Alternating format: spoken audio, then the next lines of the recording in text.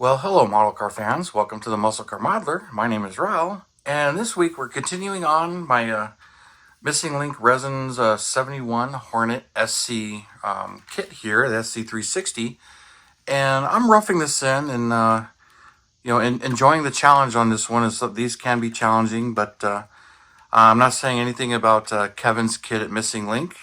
If any of you guys have used his resin, you know it's pretty nice stuff, and fit and finish is actually pretty good for a resin kit, and on the higher end, that's for sure. So while I'm showing you some of the challenges and how I'm dealing with them and what comes up in a resin kit, and talking about resin kits in general, so I'm not bashing his kit to be specific, because I've been asked a little bit about that. So some of the comments, I'm talking about my experience with resin kits in general, not necessarily this the specifics with this, but where I've gotten my experience and what to do.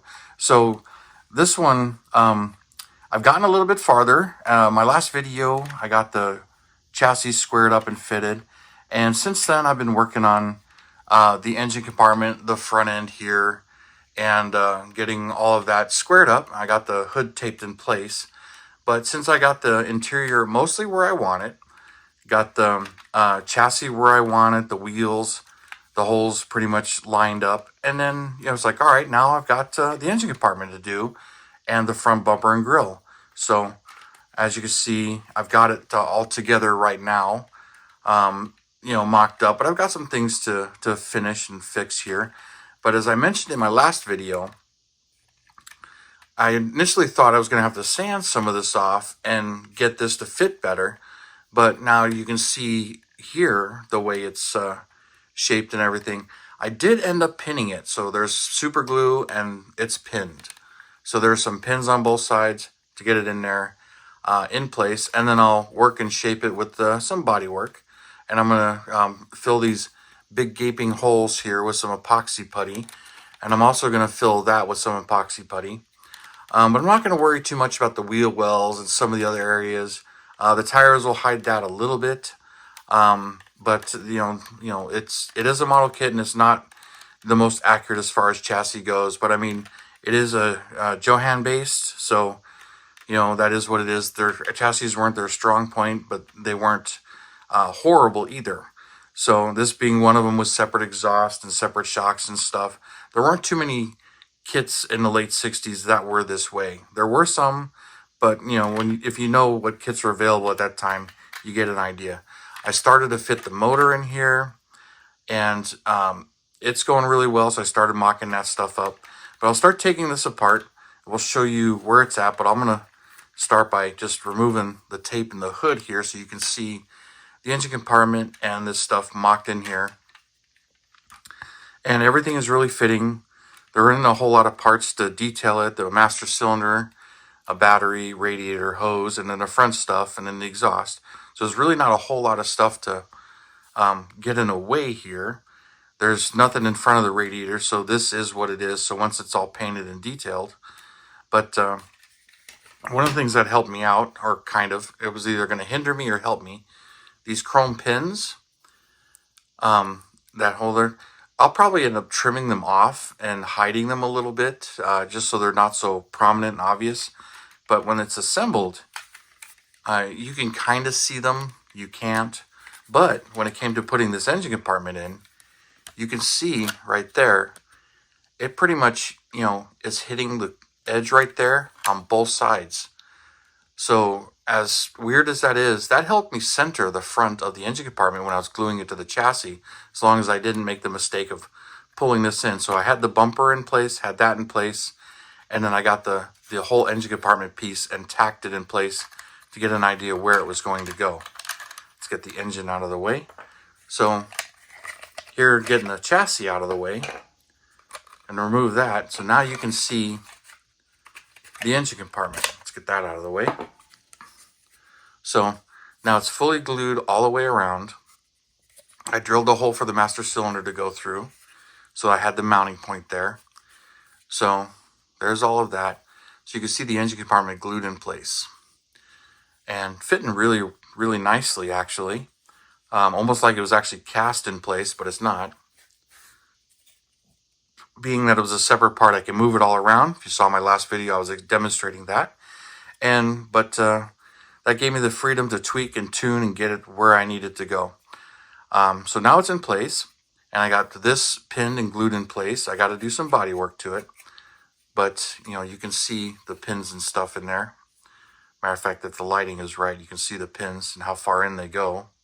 So, and it's kind of funny. I used this really tiny stainless steel rod. Now, in the past, I've used brass, which is what I was looking for.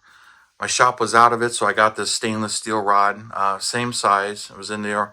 But this stuff made one small error with it. Here's my Tamiya nippers. You see that nice little hole in there? Well, it doesn't cut stainless steel very well, so I made that mistake. So I got my wire cutters, and they had no problem cutting it. But I wasn't using this. I was using this, just being lazy, and it kind of cost me.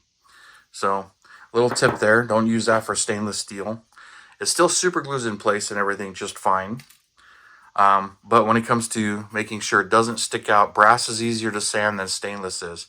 So I made sure, if you can see that there, it was recessed and the hole there, and I filled it with super glue. And same thing on this. So I made sure the stainless was not sticking out, because it's hard to sand that. It's harder than the resin. So make sure that is recessed. So I'll fill those areas.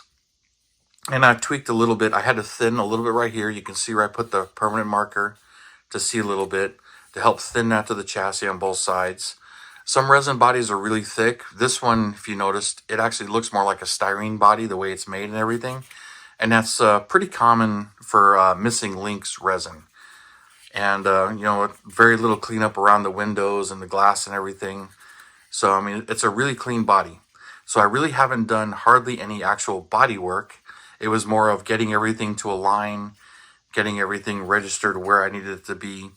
Chassis is a little warped, did my uprights here. And so I'll be filling some of those parts. Interior, when I showed this, two things. I had to shorten these because they hit right here. So making sure that it wasn't pushing the dash too far down. So, because it rests on that shelf there. So, give me plenty of room for the windshield, but not resting too far down. The door panels sit just under, and I'll get the rear down a little bit. But I also noticed, I talked about squeezing the body.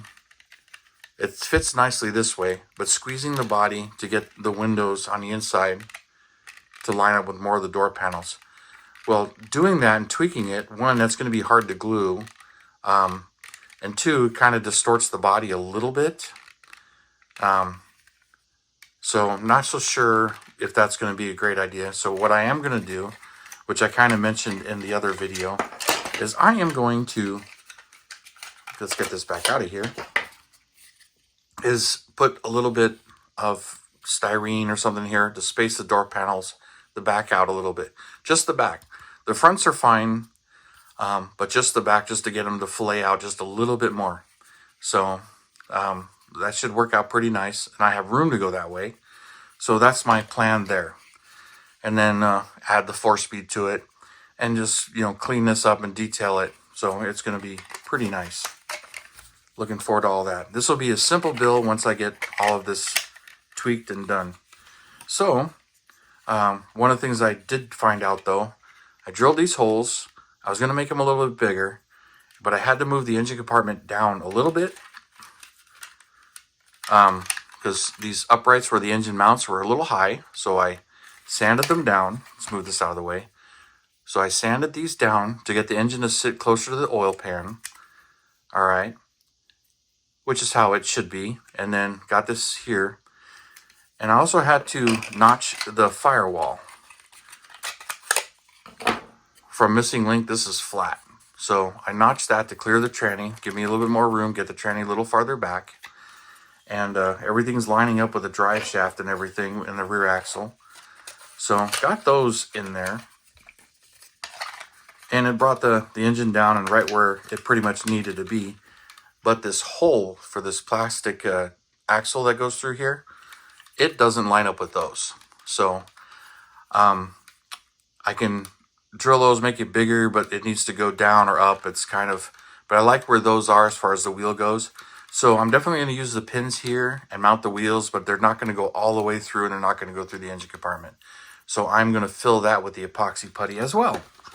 So when I talk about epoxy putty, that's this stuff. To me is epoxy putty, which is A and B, real nice stuff, works really well. And when it hardens pretty good. So that's my next step, is I'm going to use some of this stuff. So I'll get that going and I'll show you how it comes out in there, and I'll work it and get it in there and in these two pieces here real quick. So I'll get that going. It's pretty easy to use, but I babbled enough already in this video. So let me just get a small section. I like to use my scissors to trim it, but it needs to be equal parts.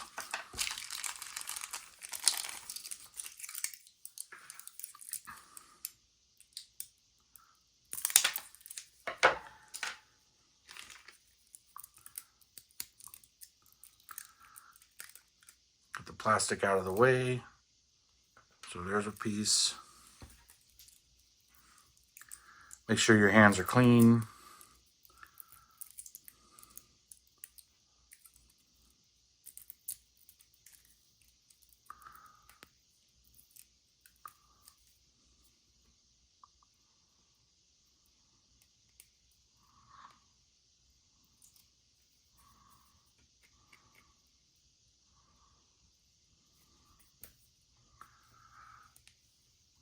And you start mixing it together.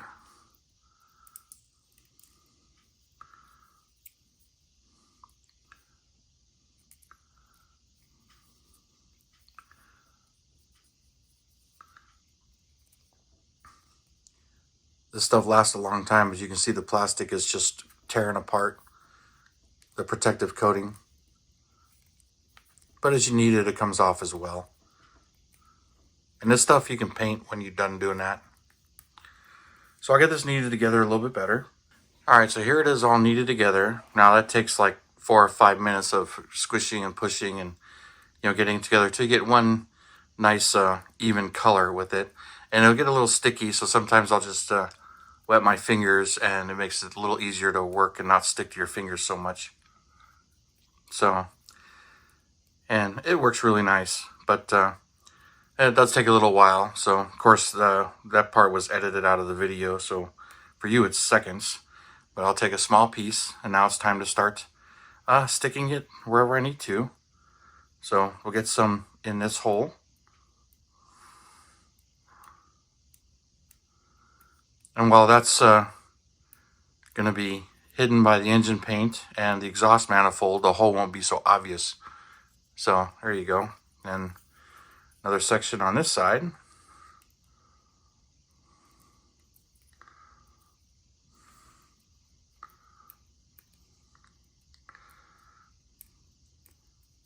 This stuff's just real easy to use. You can cut it with a razor blade too while it's still soft, but let it harden overnight. And then you can sand it, work on it, put some putty on it if you need to.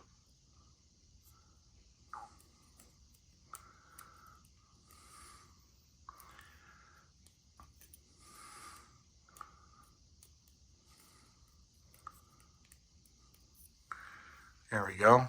So there's both sides of the engine block filled. I'll do a little bit more cleaning up, but I decided I was going to leave the manual tranny. I was researching a little bit on these SC 360s with the 360 engine. The 4-speed was available as part of the Go package. 3-speed manual was available as well, and the automatic.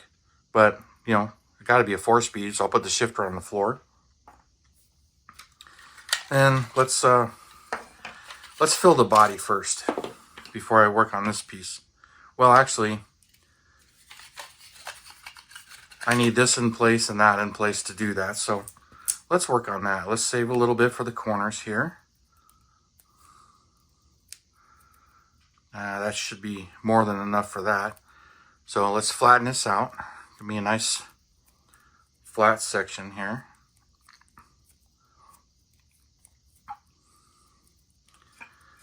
All right.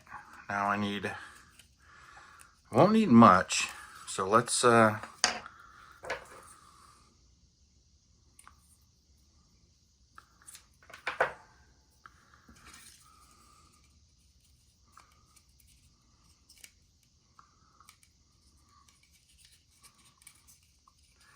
need to make that even thinner.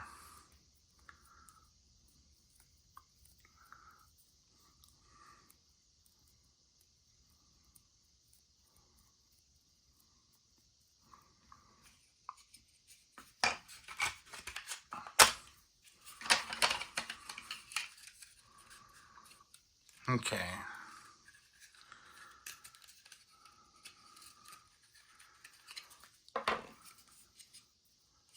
So I don't necessarily need to be thinner.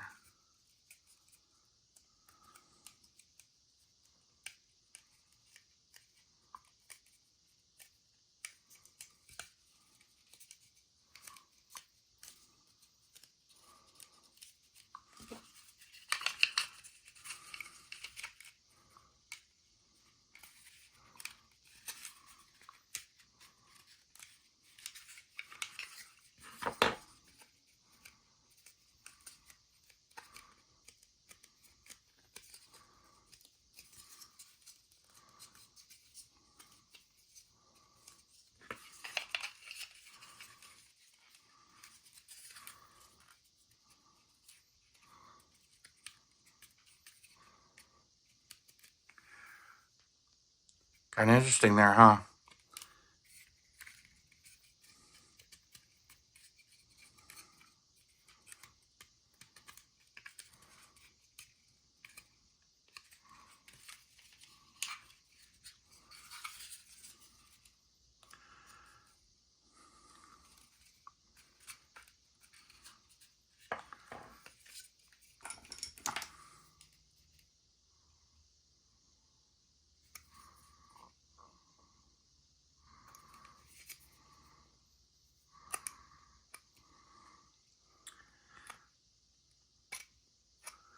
Trim some of that out of the way.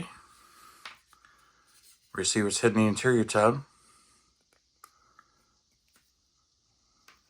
A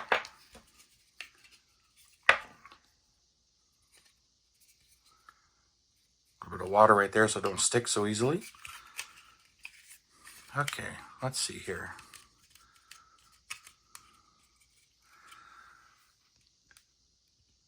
So that's filling that hole.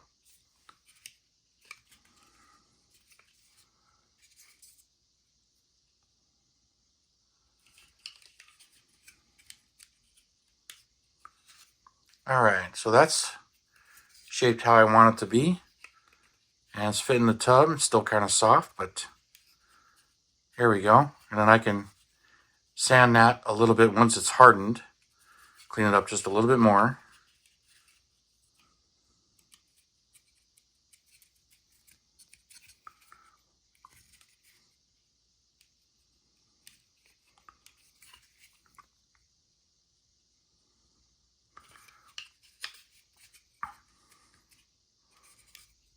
All right. We'll let that harden.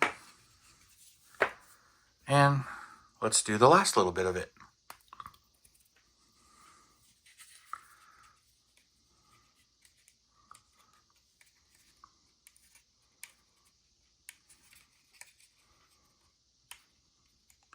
Now this isn't the final body work. This is mainly filling in that hole and letting it harden and everything. So then I'll put body work on top of it. But the polyester putty can crack in a big area like this. It's just a little too much of a gap. Where this will fill the gap, take care of everything, let it harden.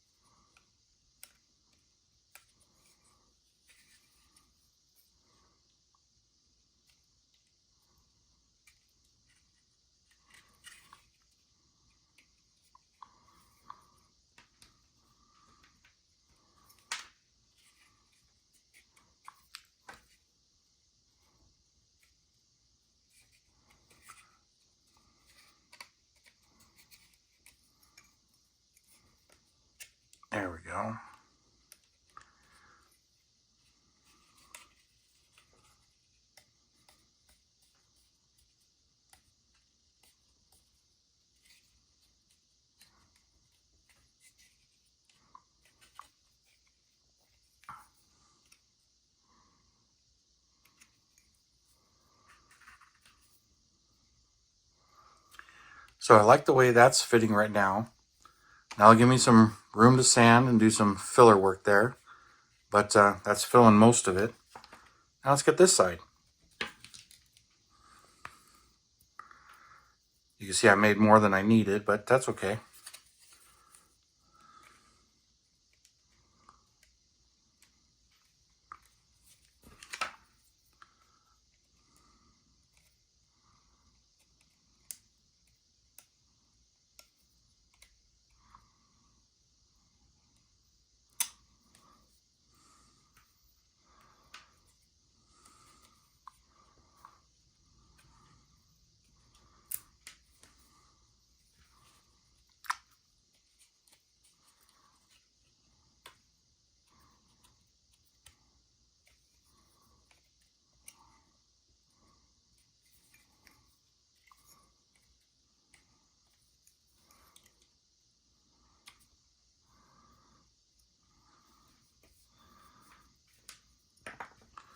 Get this little piece right here.